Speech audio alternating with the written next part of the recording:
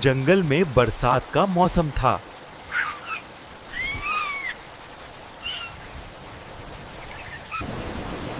तेज बारिश और हवा से सारी चिड़ियां परेशान थीं।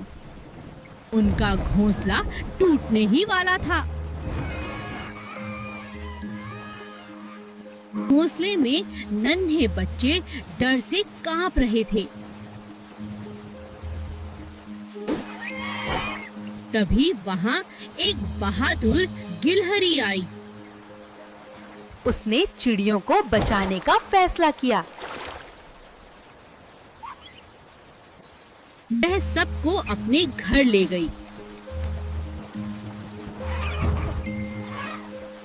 वहां सब सुरक्षित थे।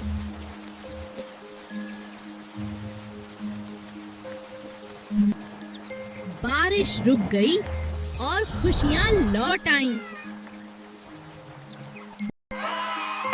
चिड़ियों ने गिलहरी को धन्यवाद कहा।